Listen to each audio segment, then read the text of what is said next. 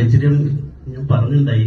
Comedy festival എന്ന് പറഞ്ഞ ഒരു റിയാലിറ്റി ഷോയിലൂടെ പിന്നെ വന്ന് അതിന്റെ അകത്ത് സിനിമയിൽ ചെറിയ ചെറിയ റോളുകൾ ചെയ്ത് വന്ന് എന്നിട്ട് നമ്മൾ കുറച്ച് തിരക്കായി. അത്യാവശ്യം നല്ല തിരക്കുള്ള സമയത്ത് ഓരോ ലൊക്കേഷനിലേക്ക് പോകുന്ന സമയത്ത് നമ്മുടെ ഡേറ്റ് അങ്ങോട്ട് ക്ലാഷ് ആവും. കാരണം പല സ്ഥലത്തും അപ്പൊ ഞാൻ അമ്മയിൽ മെമ്പർഷിപ്പ് എടുത്തിട്ടുണ്ടായില്ല.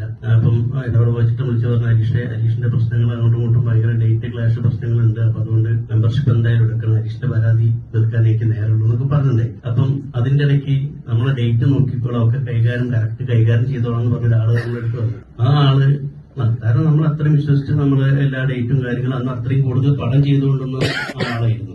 ഒരു കൊല്ലം 10-15 പടങ്ങള് ഒരേ ടൈമിന് ചെയ്തുകൊണ്ടിരുന്ന ആളായിരുന്നു. അപ്പം ഒരു സമയത്ത് നമുക്ക് അയാൾക്കൊരു അത്യാവശ്യം വന്ന സമയത്ത് നമ്മളൊരു പൈസ ഒരു 20 ലക്ഷം കടമായിട്ട് കൊടുത്തിട്ടുണ്ടായി.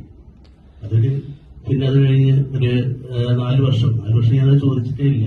കൊറോണ വന്ന് 2 വർഷം കൊറോണ പോയി. അത് കഴിഞ്ഞ് പിന്നെ ഞാൻ വീട് പണി തുടങ്ങിയ സമയത്ത് അത് ഞാൻ തിരിച്ചു വെച്ച സമയത്ത് ഒരു റെസ്പോൺസും ഇല്ല. തരാം, അത് ഇറങ്ങിയിട്ട് തരാം, മറ്റേ പടം ഇറങ്ങിയിട്ട് തരാമെന്ന് പറഞ്ഞു. അപ്പൊ ഞാനത് അമ്മയിൽ കംപ്ലൈന്റ് ചെയ്ത സമയത്ത് എനിക്ക് ആ സമയത്ത് കുറച്ചൊരു പടത്തിന്റെ ഡേറ്റുകളൊക്കെ തന്നിട്ടുണ്ടായി. പിന്നെ ആ പടങ്ങളൊന്നുമില്ല, പിന്നെ ഒരു പടവുമില്ല, ആരും വിളിക്കുന്നുമില്ല. പിന്നെ നമ്മളിപ്പോ രണ്ടാമത് ഇതിലേക്ക് ഇങ്ങനെ കുറേശ്ശെ പിന്നെയും ചുവട് വെച്ച് വന്നുകൊണ്ട് നിൽക്കുന്ന സമയത്താണ് ഇതിന്റെ കാര്യങ്ങൾ മനസ്സിലാകുന്നത്.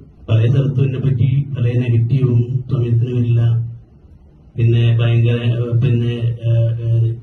നേരത്തെ പണി എനിക്ക് മനസ്സിലായില്ല. ഞാന് എറണാകുളത്ത് നിന്ന് ഷൂട്ട് കഴിഞ്ഞ് 6 മണിക്ക് ഉച്ചയ്ക്ക് വീട്ടിൽ പോയി ചോറുന്നാൻ കഴിയും. ഒരാൾക്ക്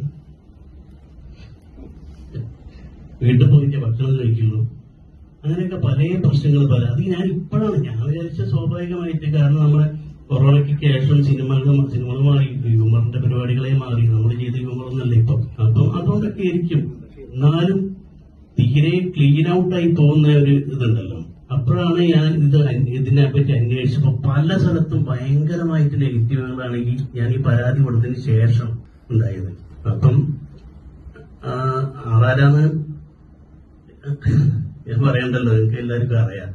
ഞാനിപ്പോ ഇന്ന് അത് ഒരു ചാനലിൽ പറഞ്ഞിട്ടുണ്ട് ആളാരാണെന്ന്. ഇപ്പൊ രണ്ടാമത് കുറേശ്ശെ നമ്മള് വീണ്ടും ഇങ്ങനെ ഹരീഷാറിന്റെ ഒക്കെ അതില് കുറേശ്ശെ ചെറിയ ഇങ്ങനെ വീണ്ടും പിച്ച വെച്ച് തുടങ്ങാൻ പോകാൻ